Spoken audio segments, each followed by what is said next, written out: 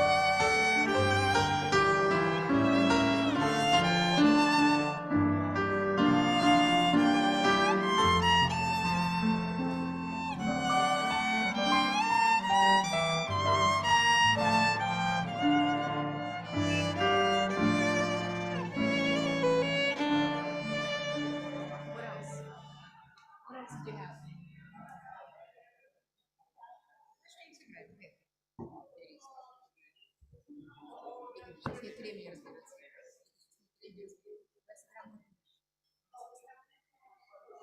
Любую вещь, думай в голове. Okay, you ready for Abby to do her thing?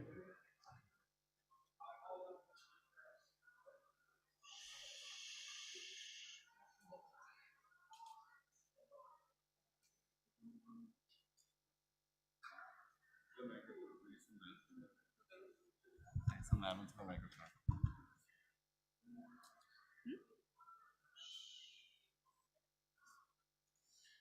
I would like to dedicate this piece to Anita Lasker-Wallfish. At the age of 18, Anita was Wait, Pope, who just took everybody's attention? Doesn't work. Oh, what? Does this one work? Okay, so Abby is going to give an introduction to this piece. Everybody, welcome, and please give her your complete attention. I would like to dedicate this piece to Anita Lasker-Wallfish. At the age of 18, Anita was deported to Auschwitz. After mentioning that she could play the cello, Anita was inducted into the Orchestra of Prisoners, led by Alma Rose, Gustav Mahler's niece. The cello saved my life, she later said. The orchestra played marches as enslaved laborers left the camp in step for work every morning and when they returned in the evenings. On Sundays, the girls performed for the SS. Now 97, Anita is the most prominent survivor raising her voice against hate. Racism hasn't died out, unfortunately, but as members of the human race, we are responsible for one another. One recurring theme in her lectures is an exhortation. Talk to each other before you kill each other. Go drink a cup of coffee together, celebrate your differences. Anita Lasker-Wallfish.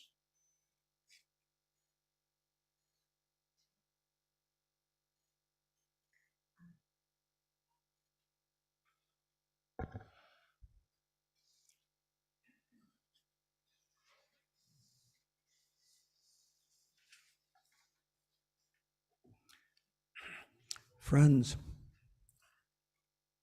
as we do every year, we are gathered here We have come here to remember those who cannot be forgotten. We have come here to speak of that which cannot be spoken, but must be not left unsaid. We have come to remind others, not others, but ourselves, of what was done and what was not done. We have come to ask questions that cannot be answered, but cannot be left unasked. We know how to remember the dead we have known. We know how to commemorate the death of one person, but all of us are mourners. All of us recall not one, but 6 million ones. Not alone those we have known, but those no one can know, the names that are forever lost. At this time, we pay honor to those among us who are survivors of the Shoah. We welcome them and the members of their families and others who are now coming in. William Bly, Dr. Eva Eben, Dr. Fred Einstein, Dr. Mark Fingerhut, Howard Halpern, Manfred Corman, Fanny Naratsky, Edith Weinberger. We honor our survivors. At the same time, we remember those who are no longer with us, whose names are on the walls of the synagogue and inscribed in our hearts. Diana Albert, Lottie Bly, Vera Eden, Ingrid Elephant, Jacques Gould, Cecile Gruer, Violet Gutgold, Hilda Halpern, Mendel Halpern, Rachel Hersansky, Benjamin Hersansky, Abe Kleinberg, Kalina Kleinberg, Solomon Kugelman, Dr. Harvey Moser, Francis Rogers, Paul Rothbaum, Anna Rubin, Leo Slavin, William Unger, Norbert Weinberg, Jack Werber, Millie Werber, Eva Yaretz, Shalom Yoren, Eric Zelenziger, Edwin Zola, Ruth Zola, Yehi Zichram Baruch. May their memories be everlasting for us as a blessing.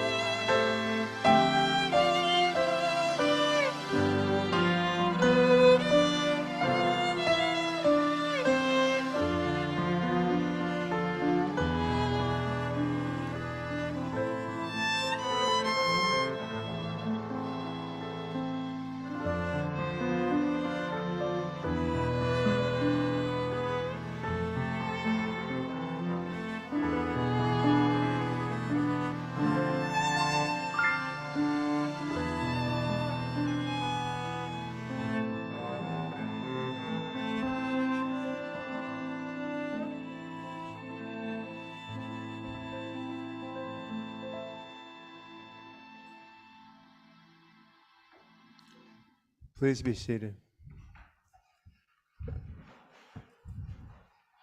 Good evening, everyone, and welcome to our annual event commemorating and marking the Shoah, to remember the countless lives lost during the years which we saw some of history's greatest crimes ever perpetrated by man against man, yet at the same time to celebrate and bless those who shared their experiences over the years with us.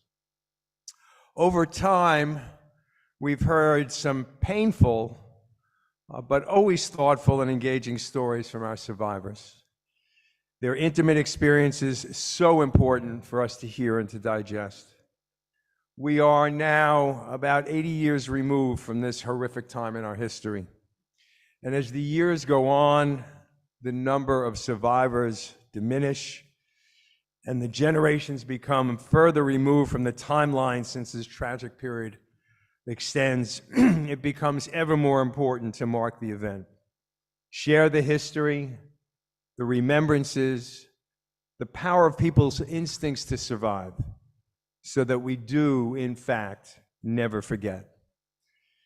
Tonight's story will be shared by Holocaust survivor Michael Monk, who will tell his story in conversation with David Albert about his escape from Nazi Germany on the Kindertransport when he was just 4 years old.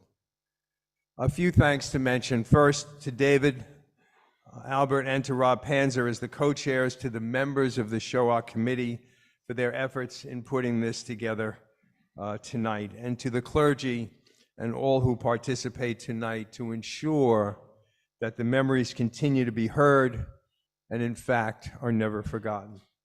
I'd like to call upon Chazan Shamash, who will share with us some musical thoughts.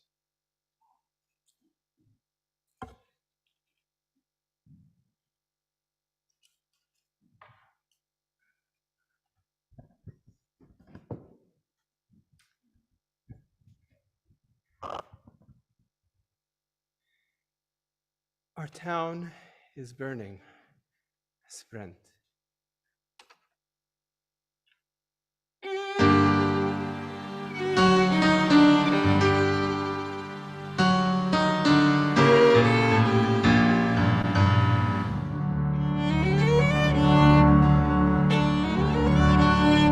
Es brennt, Brüderlach, es brennt.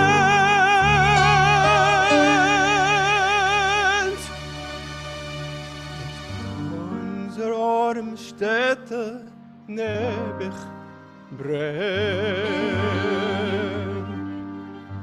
Weise Winden mit ihr Gosen reisen, brechen uns und blasen. Starke noch die wilde Flammen, als herum schon brennt. Und steht und guckt, da soll sich mit verlegter Hand. Und ihr steht und guckt, da soll sich unsere Städte zerbrennen.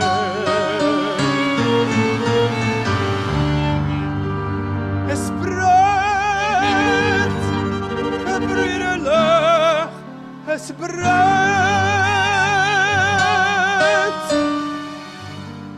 Und unsere arme Städte nebig brennt. Sorgen schon die Feiersungen, das ganze Städtel hat gesprungen. Und die böse Wind und Hunzen, das ganze Städtel brennt. Als der Raum schon brennt und guckt, da soll sich um das Städtel brennt. Als der Raum legt verlangte unsere Städte brennt.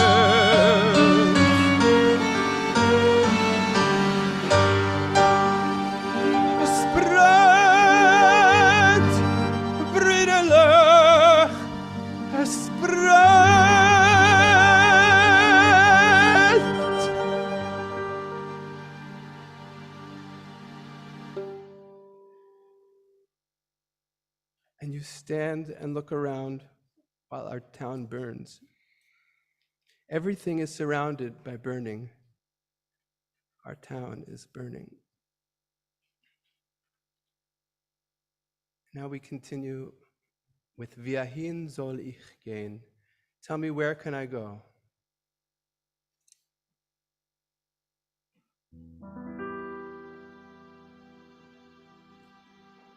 Tell me, where can I go? There's no place I can see. Where to go, where to go? Every door is closed to me. To the left, to the right, it's the same in every land. There is nowhere to go, and it's me who should know. Won't you please understand? Wohin soll ich gehen? Verkonnt fern mir. Wohin soll ich gehen? Als verschlossen jede Tür. Es ist die Welt groß genug, nur vor mir ist eng und klein. Wie ein Blick kommt zurück, sie zerstört jede Brück. Wohin soll ich gehen?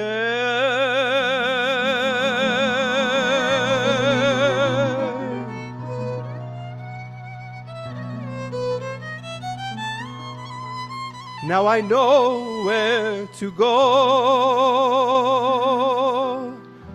where my folks proudly stand. Let me go to that precious promised land. No more left, no more right. Lift your head, now there is light. I am proud, can't you see? For at last I am free. No more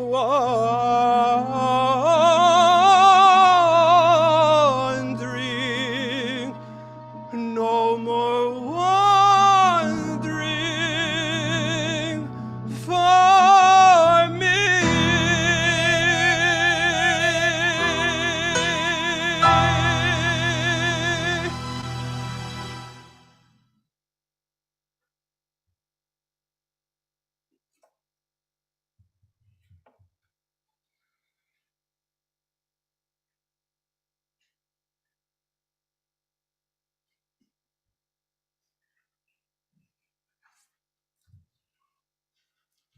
This evening, as we pledge never to forget, we are very blessed to have reflections on the Holocaust from several of our seventh graders who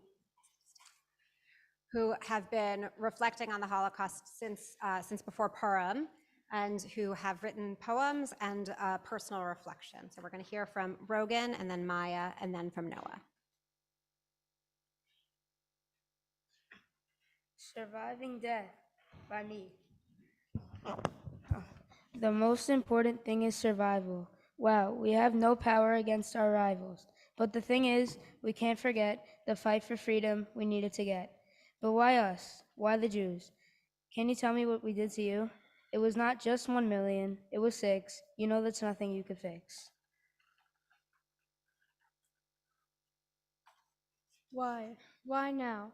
Why us? All we did was live. Yesterday, I had friends, companions. Today, they won't talk to me. Look at me in the eye. They despise of me. Yesterday, they were kind. Today, They don't even think we have a mind, a heart. We are not humans anymore. They watch in silence as people are murdered. Buildings are burned. Why? Why now? Why us? Hello, my name is Noah Becker, and I am proud to stand here before you today on behalf of my family, and particularly my great-grandfather, Marcus Drucker, Auschwitz prisoner 85456, and later Buchenwald prisoner 120449. While I did not know my great-grandfather, I acknowledge that people like my sister and I have a tremendous responsibility as descendants of a Holocaust survivor to carry on and share our family's story and awareness of what happened not only to millions of Jews, but to millions of others as well. Marcus Drucker was born in Lachyn, Poland in 1905 and sent at a young age to Vienna to apprentice for his older brother Max, who was an established furrier. Marcus immensely enjoyed life in Vienna with his brother Max, his brother's wife Dora, and their children, his nieces Helen and Trudy. Marcus grew up in Vienna being a true Viennese citizen, enjoying a schnitzel and a beer at lunch with his dog Ralphie, playing soccer in the park on weekends, and going dancing in the evenings. As the Nazis entered Austria in the spring of 1938, my great-grandfather and his brother decided to leave Vienna for New York, where they had family. Marcus sent his wife ahead to America while he stayed behind awaiting paperwork and to sell off their business's assets.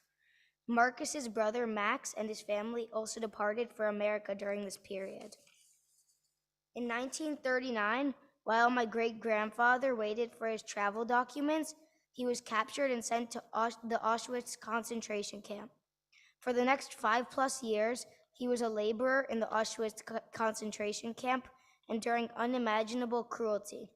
He barely ate during this period, was physically beaten by the Nazis, which caused permanent damage to his kidneys, and he had to hide and work through other major injuries in order to stay alive. In 1945, as the war was drawing to a close, Marcus was transported back and forth between the Auschwitz and Buchenwald camps for final extermination of the laborers. However, he fortunately lived long enough to be liberated. As you have heard this evening from my great-grandfather's story's life, as we know, it can change in an instant. We cannot be complacent. Today, there continues to be a lot of hate and general lack of tolerance for those with different cultural cultures and beliefs. Additionally, anti-Semitism is very much on the rise. One step to ensuring something like the Holocaust doesn't occur again is to never forget what happened. We must continue to share our stories with the world. Another step would be to continually help the world be a better place, and as Jews, to always lead by example. Finally, as Jews, we must embrace that there is no place for hate in this world. Thank you.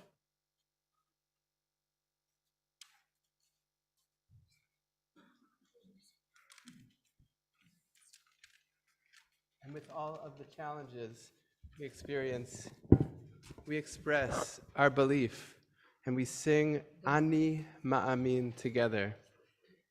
So we welcome you to join our voices as we're blessed with the strength and the harmony of Cantor Adam Davis and all of our Youth House students.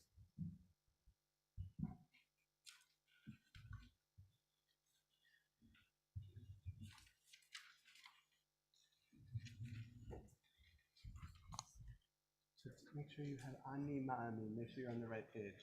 Does anyone need? Ani Ma'amin.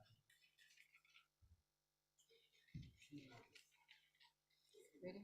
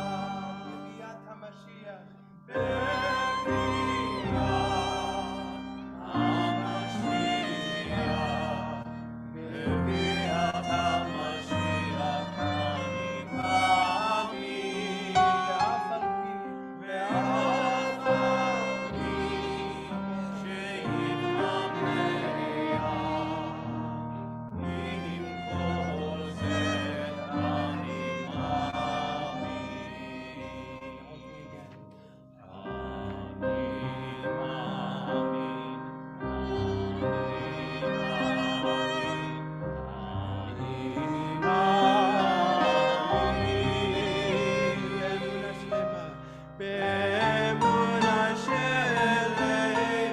Be'emuna shelema, join us. Be'emuna shelema. Be'biat HaMashiach.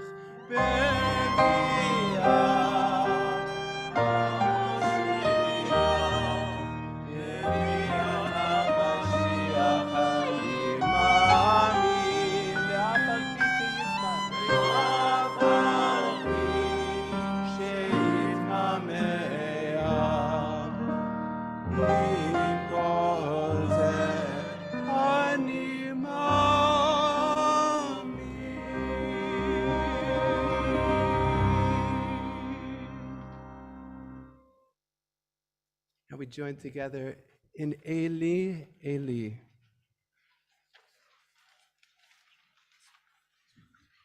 This is written by Chana Sanish as she went to Israel from Hungary at age 18. And she fought in the war, in the height of war. She volunteered to go into the Nazi-controlled areas in Europe to save lives. And in 1944, she parachuted to Yugoslavia. And after staying with the partisans, those liberators, she went to Hungary, where she was discovered and executed by the Germans. She is known for her heroism, and you can hear the prayer in her voice through this song.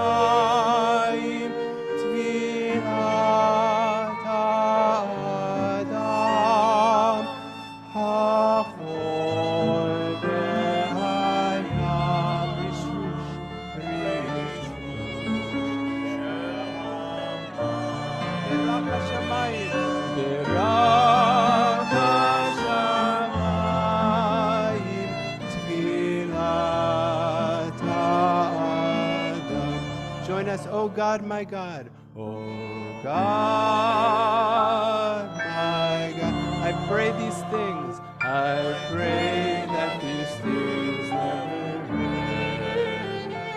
The sand and the sea, the rush of the waters, the crash of the heavens, the prayer of the heart, the sand and the sea, the rush of the waters, the crash of the heavens, the prayer of the heart.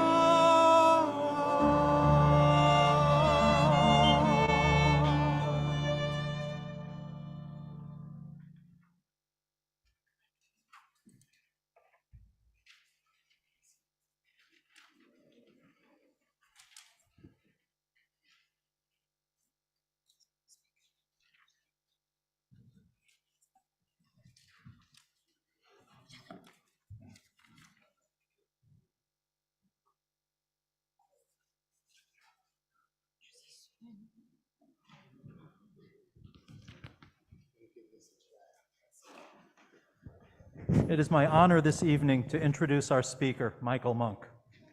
Michael was born in Vienna in 1934 and made his escape from the Nazis in 1938 at age 4. The rest of the story is his to tell. On a personal note, Michael's son Peter, who is here tonight this evening, along with his wife Leah, and my co-chair of the Shoah Remembrance Committee, David Albert, and I went to college and dental school together. I met Michael during our sophomore year of college over 40 years ago and been fortunate enough to spend time with him over the years. But it wasn't until a Monk family wedding this past September that I first heard his story of escape. And with that, I present to you Michael Monk in conversation with Dave Albert. Thank you, Rob. There are so many stories, many that we have never heard. We are honored to have this survivor here today to relate his story.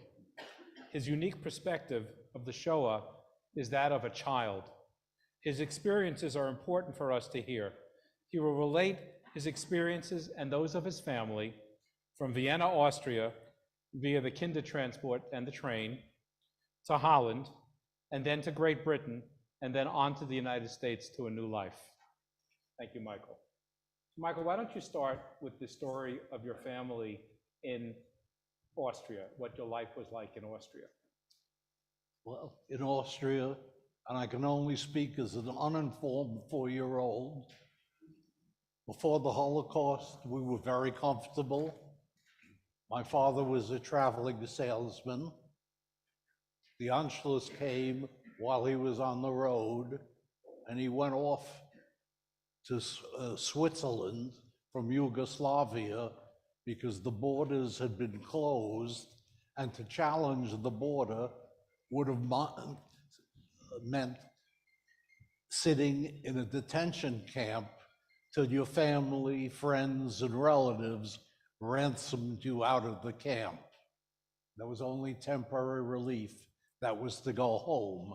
I didn't endure that, but I heard about it from him and my mother.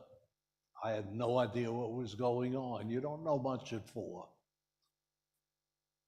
I have vague memory. Well, how many of you have vivid memories of being 4 years old? I don't, but some things came back, and I thought about life with my sister, 9 years old, and my mother, who I believe was 31 at the time, in Austria when the Anschluss came and changed everything. To celebrate the arrival of the Anschluss, I was hospitalized with scarlet fever, which had a 50% mortality rate at that particular point in time. And to win friends and influence people, the Wehrmacht set up military hospitals to treat scarlet fever patients. Because I was lucky enough to have an Aryan uncle, he got me admitted into one of those hospitals, and curiously enough, in 1938, my life was probably saved by the Wehrmacht. Go figure. However, in 1938, an organization called the Kindertransport was formed, subscribed, and they had a parallel arm in London where they had people volunteer as foster parents with subsequent adoption for the Kindertransport, the recipients. The Kindertransport had a catalog of children, and the people who wanted a foster child or were willing to take a foster child catalog shopped. I was very, very lucky. The family that picked my sister and I, we were selected as counterparts for their own children. So I had a ready-made family and siblings waiting for me in London. Meanwhile, there was a lot of process work to qualify for the Kindertransport. There were papers to fill out, and the most important ones were the assignment of the parents to a foster family or to the organization representing the foster family, sign away all parental rights, to totally separate them from their children from any possible reunion. That was the rules for the kinder transport. My mother signed my sister and I away to a foster family. And shortly after that particular ritual and health inspections, I found myself and my sister and what sounded like 1 million screaming adults and children on a railroad platform where we were destined to take the train from Vienna to Holland, where we would embark on the overnight ferry, which we took in daytime, to get us to England, where we would be met by our new families. So I remember the anguish that was shown by a lot of people as they put their children on the train. Most of them probably never saw them again. As lucky, I was the exception to the rule, and my mother did appeal later in my life against all rules.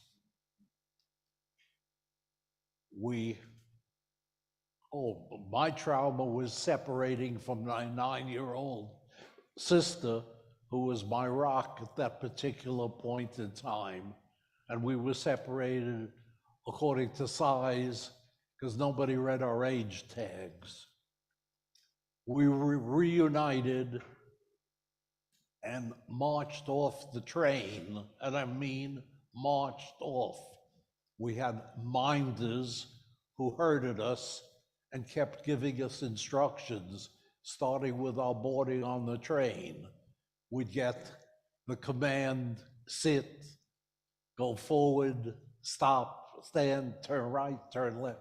We'd get it in German, and then we'd get it repeated in English. And we got a lot of commands, and I learned a lot of fundamental, very fundamental English on that particular journey.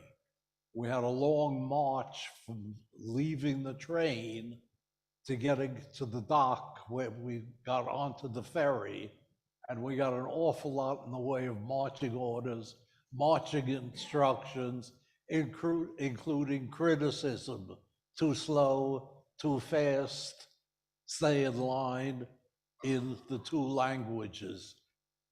It was a very, very skilled indoctrination. In fact, when I was reunited with my sister on the ferry, I had more English than she had. Children absorb faster and apparently retain better. On the dock, we were met by a crowd of parents, the receptive foster parents, and we walked past a family of 4. A man, a woman, and 2 girls dressed in what would look like military-like uniforms. A few days later, when I was settled in by our nanny, yes, the 4 of us, my sister and I, and our foster brothers and sisters, Tony and Josie, had a nanny who was a drill sergeant, but overall very effective and very good to us. She showed me a newspaper article, which I saw a lot of people and a line of children. And she pointed out and she said, "That's you, Mikey." It's a figure in the line of children. And that's the queen, the king, and the princesses, their daughter. So we received a royal reception. Oh, do I wish I had a copy of that article today? We settled in with our foster family, and everything fit so perfectly. It was really very, very good.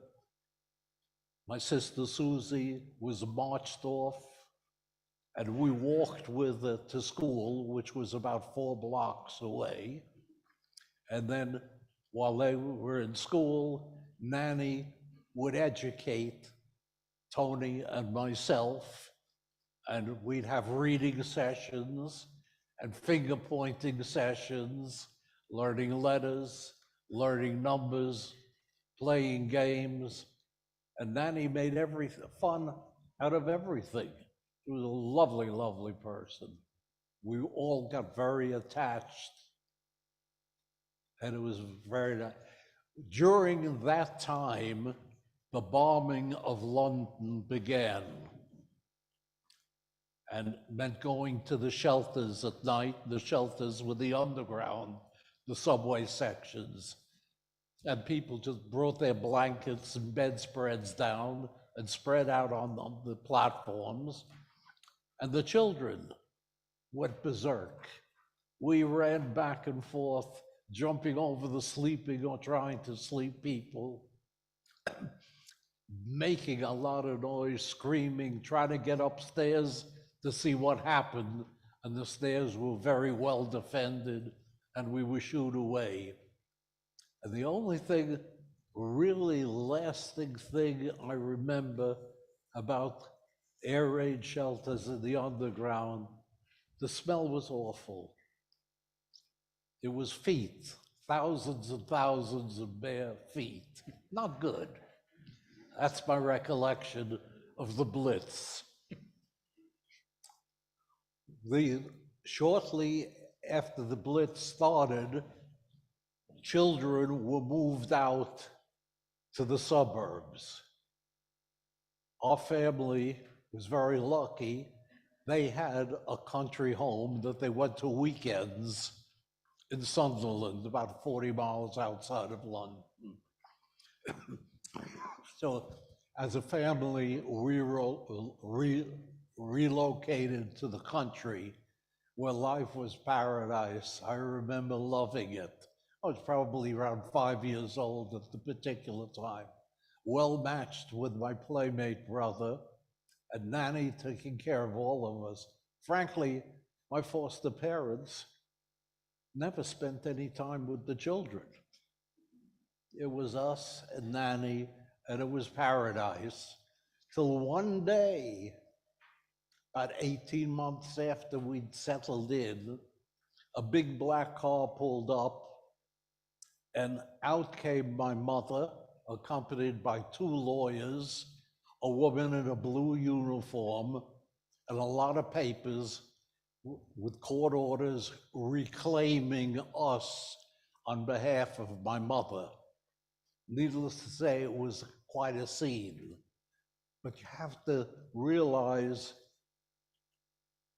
I call it the fingering of God. Her sister in the United States was married to a gentleman, nice gentleman, my Uncle Ernst, whose business was requisitioned by the Department of Defense as critical to the war industry. It was a small business. They made a silicone stick that you applied to glass, any glass, like binoculars, windshields of aircraft, vehicles, and there would be no condensation, a critical industry.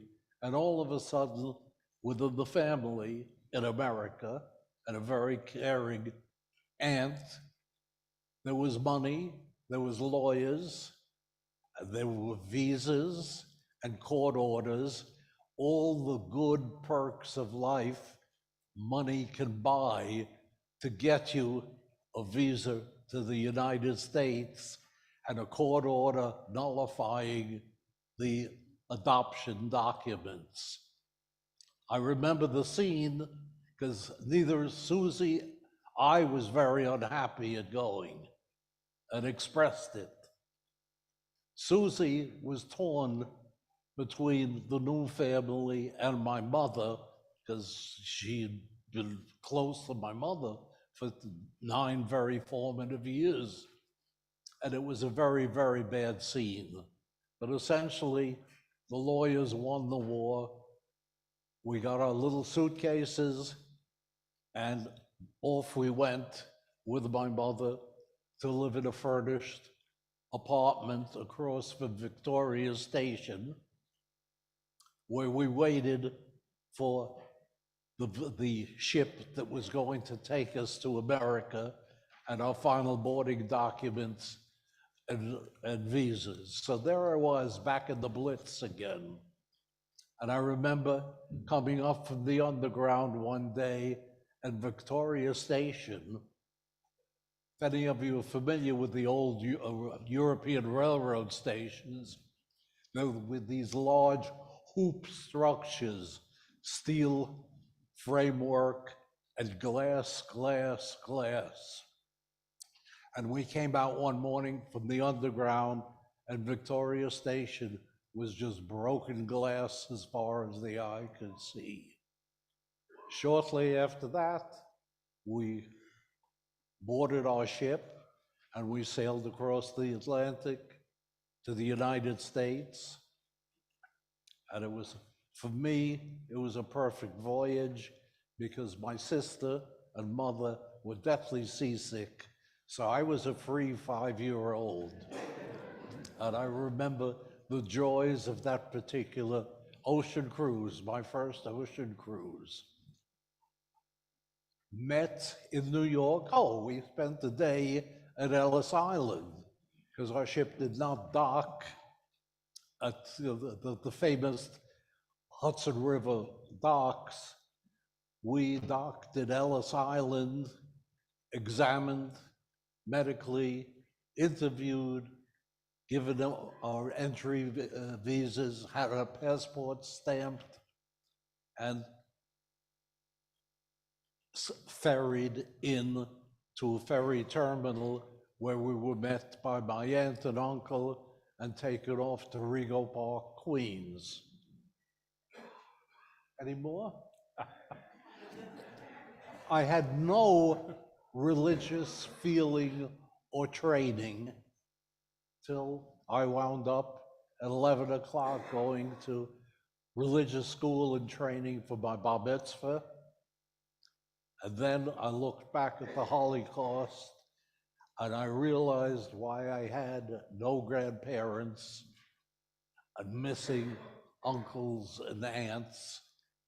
My father had a family of 11, and 5 of those survived in the United States. The others, no idea where they wound up, what happened. It couldn't have been good. And that's for my 4 grandparents as well. Never knew any of them. Sad, Michael, horrible. Thank you for your story.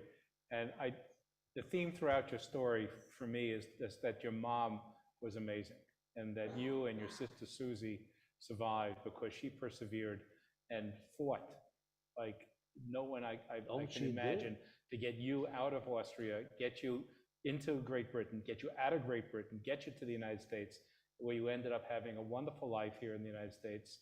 And the last slide up there is, I think, an important one.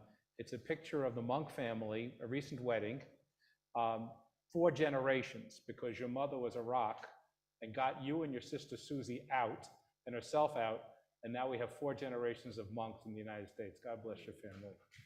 Thank you. Thank you all. Thank you so much.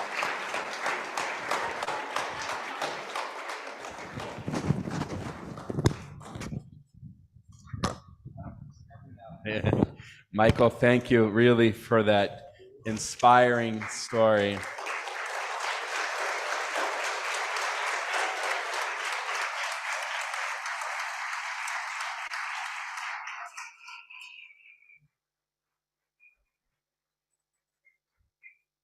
Whenever this commemoration comes, I remind myself, I remind the students that when the Knesset enacted that today was going to be Holocaust Memorial Day, they coined it in Hebrew, Yom HaShoah v'Hagvura. Yom Shoah means destruction. It's the same sort of idea of Holocaust, complete burning. But also they added the word Gevura in Hebrew, which means heroism.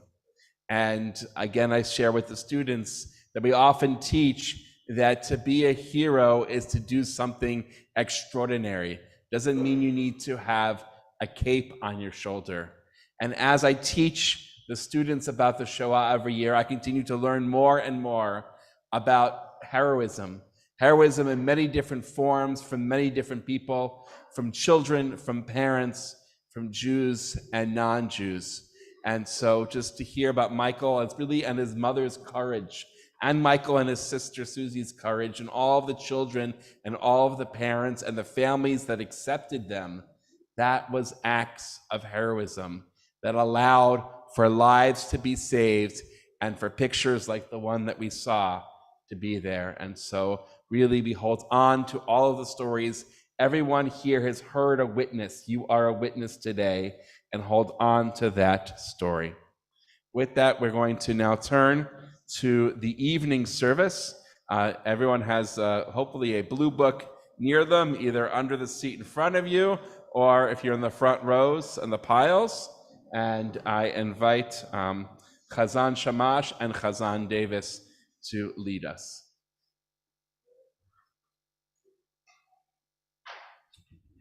Page 281, and I invite you to rise as you are please able for the call to prayer. In just a few moments, we'll be reciting the Shema Yisrael, and we'd like to invite even younger students to come forward, or anyone who would like to lead the V'ahavta. So as we begin the Baruch Hu, we invite the students to come forward and join us in the Shema. So come forward, join us. La la la la la la la la la la la la la la la la la la la la. La la la la la la la la la la la la la la.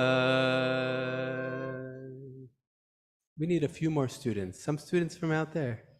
והוא רחוי מחבר אבם ולא ישחית, והרבה להשיבה פה, ולא יאיר כל חמתו, אדוני הושיע המלך יעננו ביום קורנו.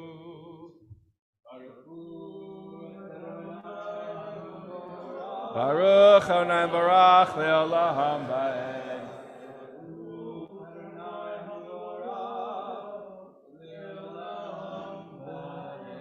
You may be seated. Baruch atah Adonai Eloheinu v'chalam Hashem.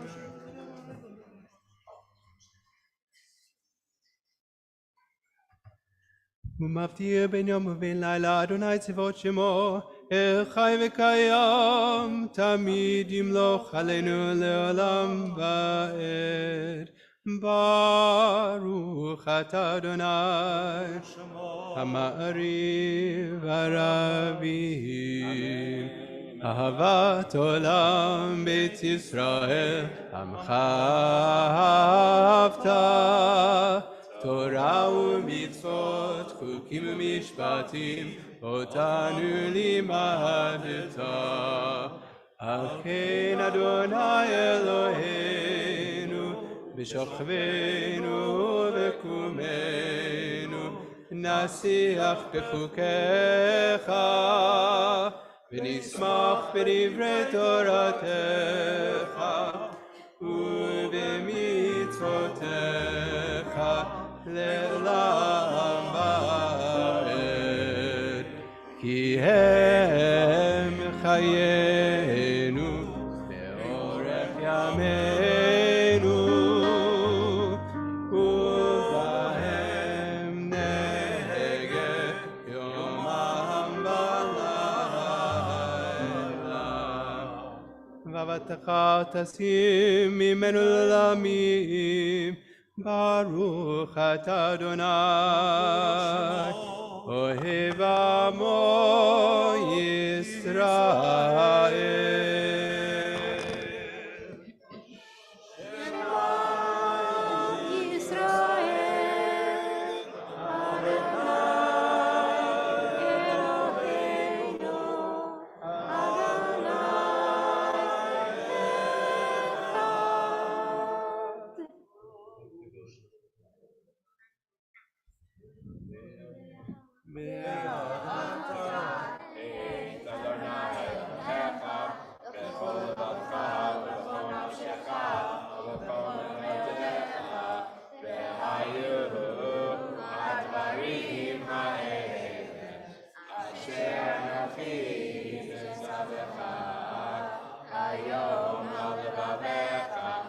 ושננתם לבניך, ודיברת בם, ושיתך ביתך, ולכתך בדרך, ושוכבך וקומך, ושרתם באותה ידיך, והיו לטוטפות בעיניך, ותחתם על מזו ביתך, ובישעריך.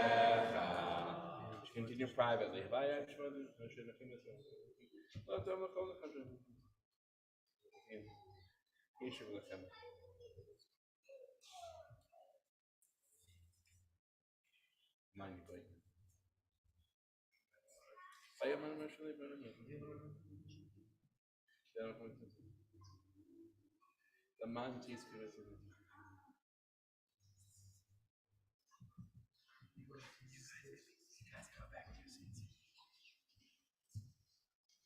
Adonai Elohim Emet Menakuzot Vikayam Hadiniku Adonai. God has maintained us among the living, not allowing our steps to falter, guided us to triumph over mighty falls, and exalted our strength over all our enemies.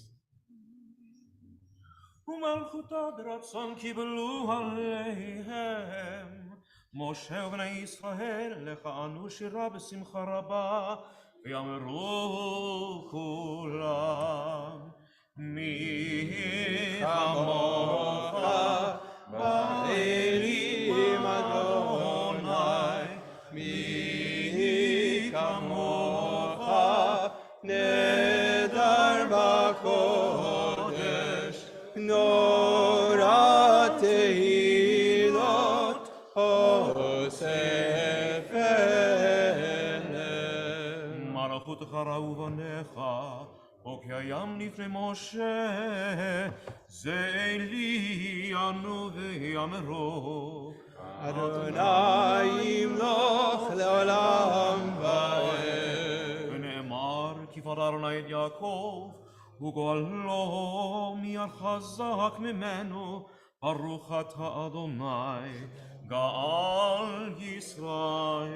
Amen. Let us read together in English, the top of page 284. Help us, Adonai, to lie down in peace, and awaken us again, our sovereign to life. Spread over us your shelter of peace.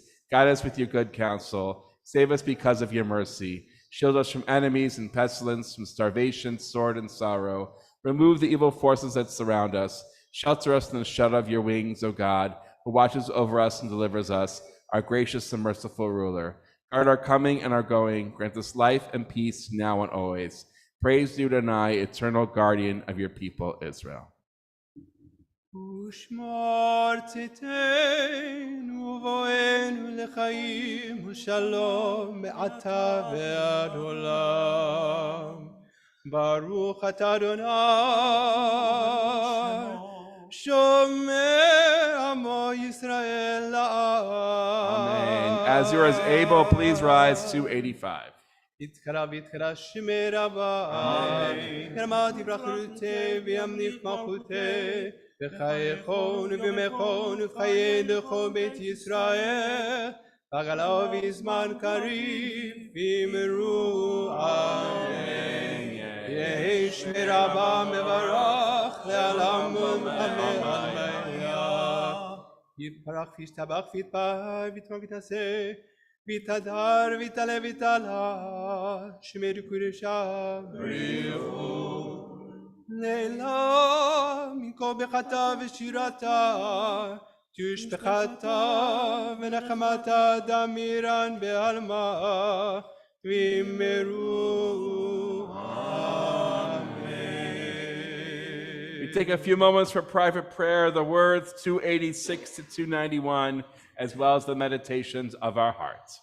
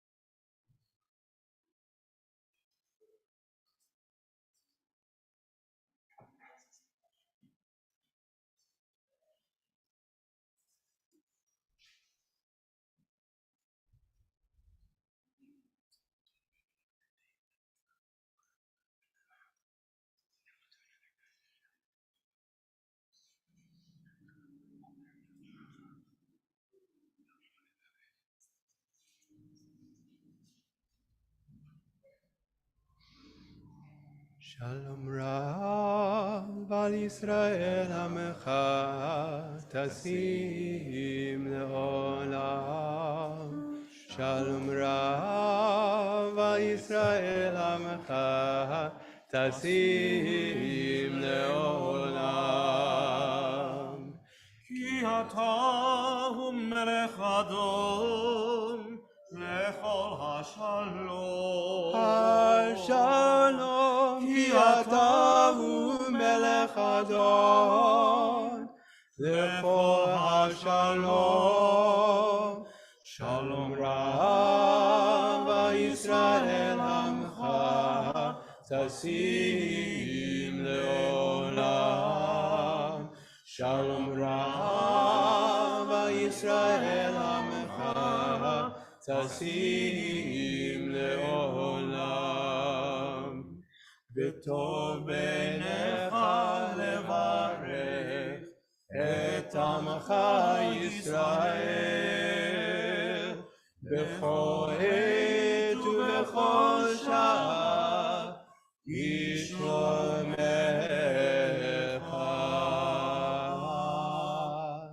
שלום רב ישראל עמך תשים לעולם.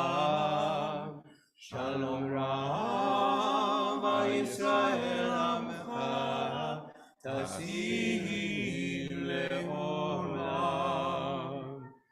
תשים לעולם. תשים לעולם.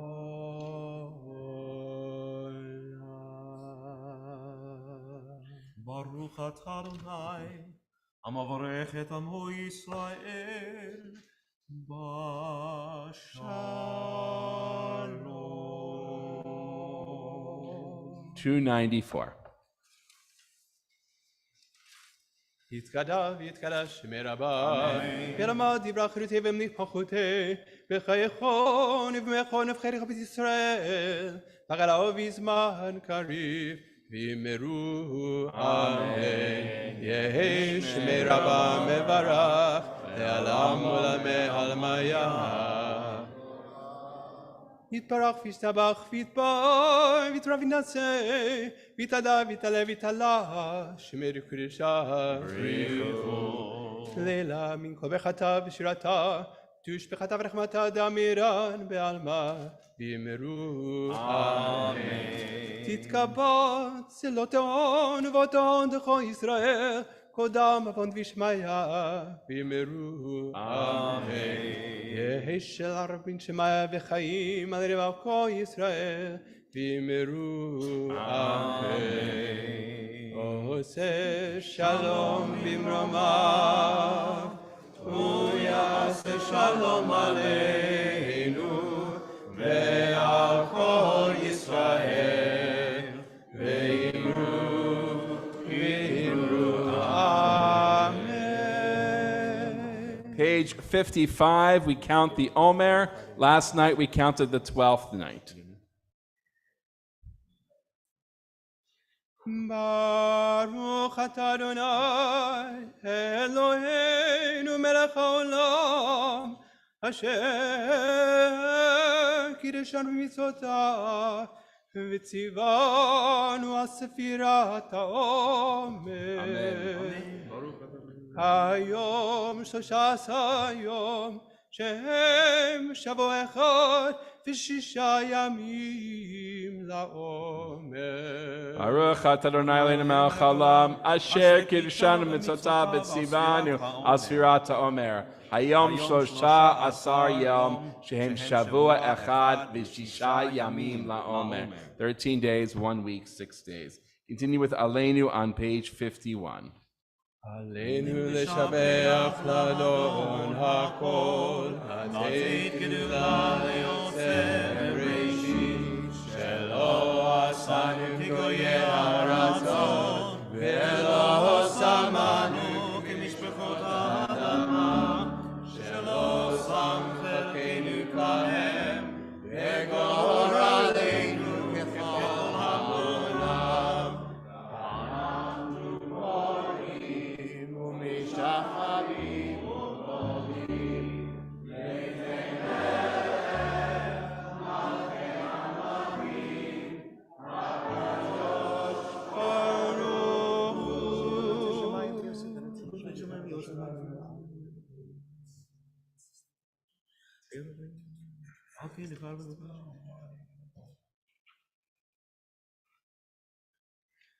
כך כתוב בתורתך, אדוני ימלוך לעולם ועד. ונאמר, והיה אדוני למלך על כל הארץ. ביום ההוא יהיה אדוני אחד, ושמו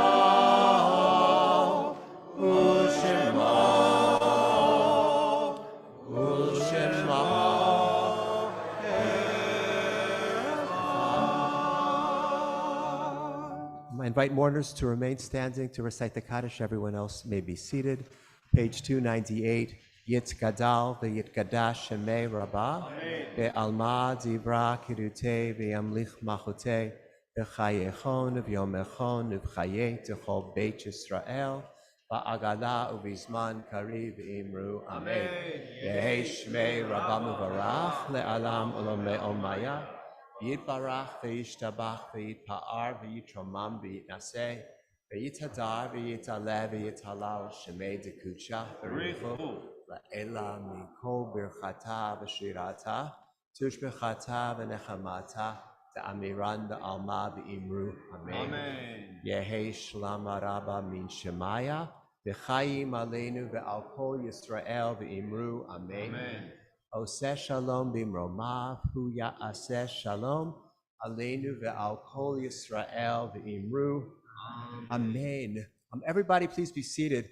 I'm just going to share a very brief thought, and then we're going to conclude our service of reflection with final prayers. So we heard an extraordinary story, and Michael, again, thank you for just the thoughtful and encyclopedic way that you remembered these days from so early in your life. When somebody tells a story, everybody has a responsibility.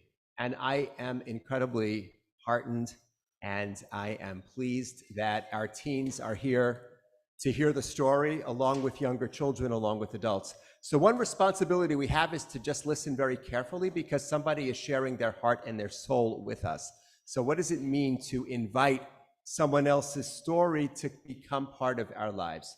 The second thing we're responsible to do, I believe, when we hear a story is to store that story within us, to just keep it part of us, because you never know when that story or parts of that story will just somehow rise up within us.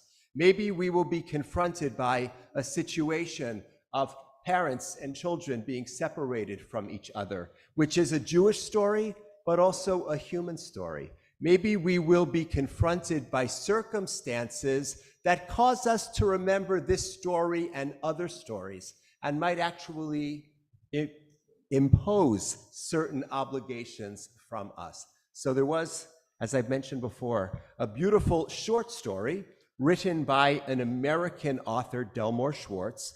He called it In Dreams Begin Responsibilities. Well, I would paraphrase that slightly. In stories begin responsibilities. So your responsibility, Michael, to share the story, our responsibility to carry it with us wherever that story might take us as Jews and as human beings.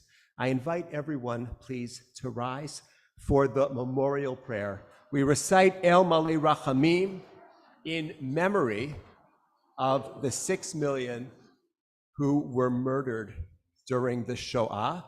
And if you would like to follow along, it is in our Sidurim on page 196.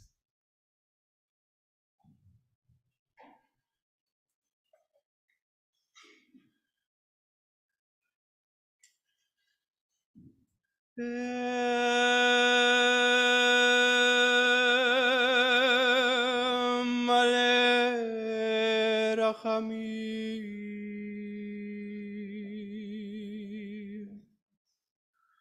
Shochem Bamromim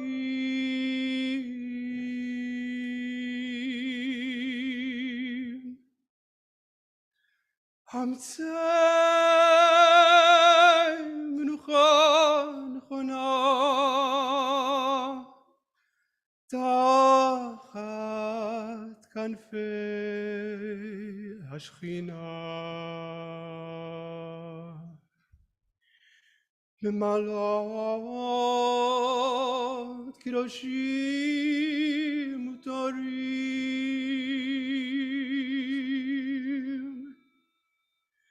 כזר הרקיע מזהירים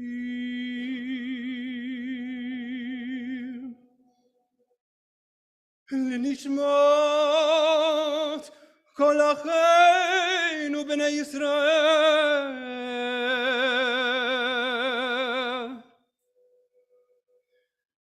שנטבחו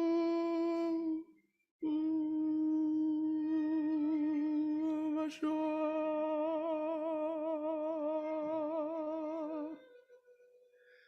אנשים ונשים וטף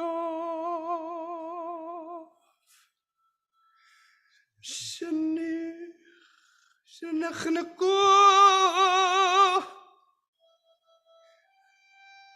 שנשרפו ושנהרגו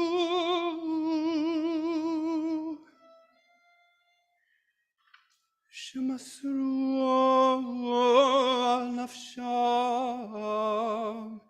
שמסרו את נפשם על קידוש השם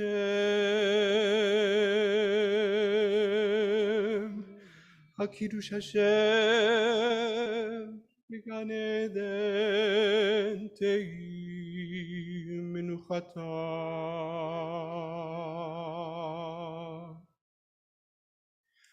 נר בעל הרחמים הסירם בשאת כנפיך לעולמים צרור בצרח חיים את נשמותיהם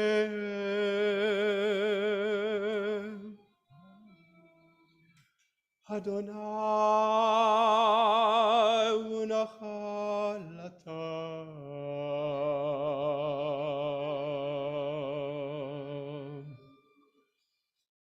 וינוחו בשלום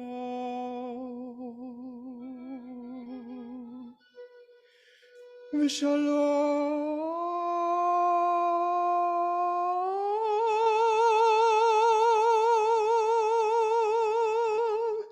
ושלום על משכבותיהם ונאמר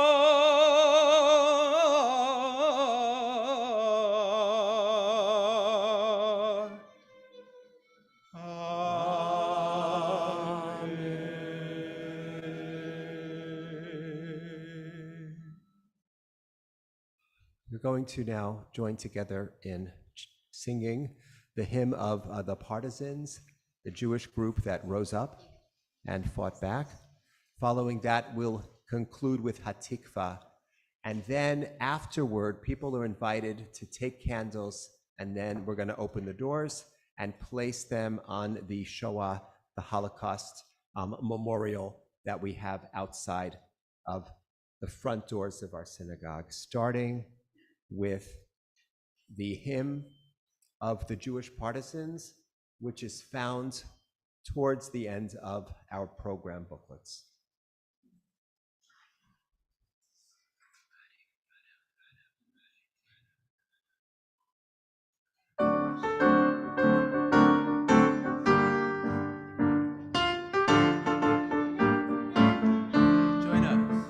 Sag mir kein Mal, als du gehst dem letzten Weg. Verstehen wir bleiben und verstehen bleue Tag.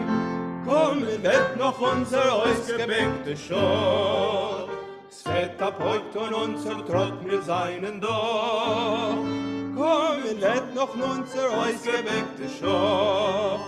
Es wird ab heute unser Trott mir seinen Dor. From land of palm trees to the far-off land of snow, we shall be coming with our torment and our war.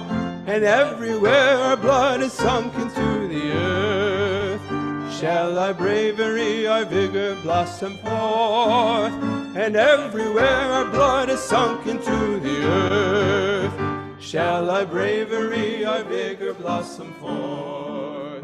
We'll have the morning sun to set our day aglow. Our evil yesterdays shall vanish with the foe. But if the time is long before the sun appears, then let this song go like a signal through the years. But if the time is long before the sun appears, then let this song go like a signal through the years. This song was written with our blood and not with lead. It's not a song that summer birds sing overhead. It was a people on its burning barricade that sang this song of ours with pistols and grenades. It was a people on its burning barricades that sang this song of ours with pistols and grenades. So never say now, go on your last way. Darkened skies may now conceal the blue of day, because the hour for which we've hungered is so near. Beneath our feet the earth shall thunder, we are here. Because the hour for which we've hungered is so near. Beneath our feet the earth shall thunder, we are here. Sag mit kein Mal, als du gehst im letzten Weg. Verschimm mein Bleien auf der Stelle bläue Tag. Kommen wird noch unser ausgeweckte Schor. Es wird ab heute von unser Trott mir seinen Dor. Kommen wird noch unser ausgeweckte Schor. Es wird ab heute von unser Trott mir seinen Dor. We're going to now conclude with Hatikva, Song of Our People, page 395 in our Sidurim. The second half, so In the key of C minor. C minor. D minor, D minor for the cello. the second part.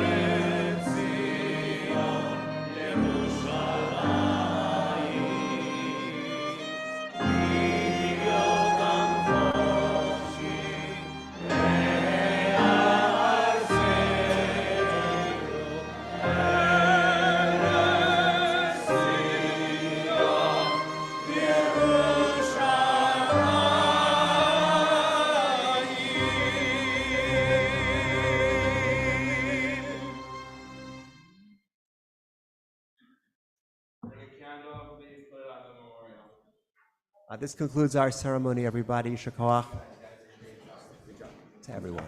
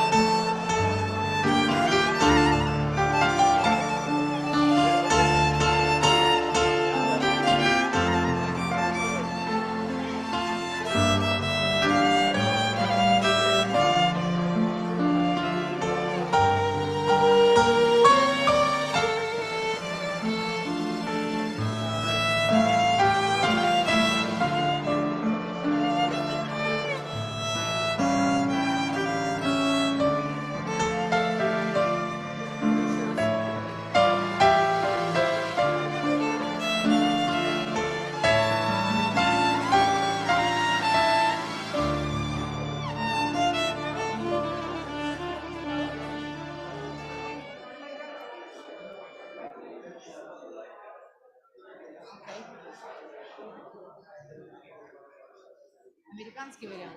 Американский вариант. What key are you in?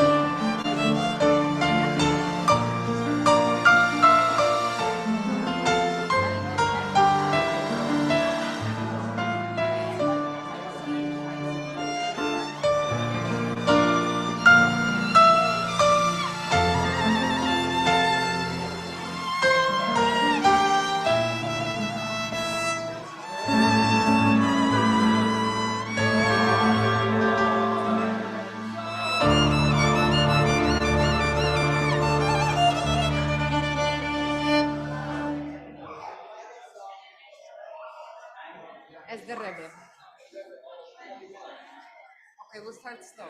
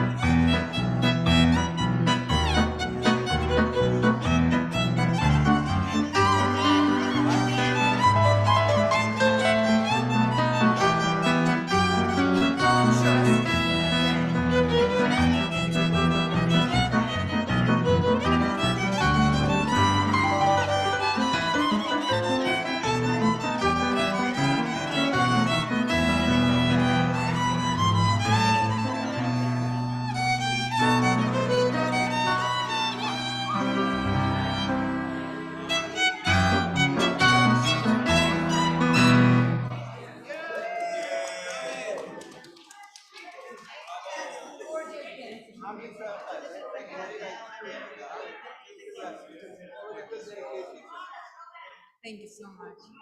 It's so eager. Eager is fabulous. And Sharon is fabulous.